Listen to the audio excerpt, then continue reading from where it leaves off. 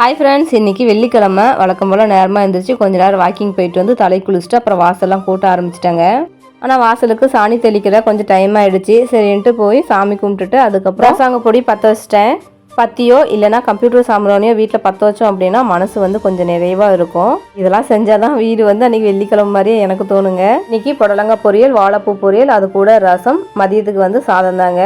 காலையில் சாப்பிட்டு போக கோதுமை ரவையில் உப்புமா மாதிரி செஞ்சுருந்தேன். இதெல்லாம் லஞ்ச் பாக்ஸில் பேக் பண்ணி ரெடி பண்ணியாச்சுங்க.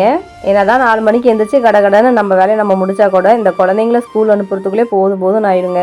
ஒவ்வொரு 5 நிமிஷத்துக்கு அப்புறமும் டைம் ஆயிடுச்சு நம்ம இவங்ககிட்ட சொல்லிகிட்டே இருக்கணும். இப்போ கொஞ்ச நாளாக யோசிச்சு பார்த்தா ஒரு நாளைக்கு அதிகமாக நான் பேசுகிற வார்த்தையே டைம் ஆயிடுச்சு அப்படிங்கிற வார்த்தை தாங்க.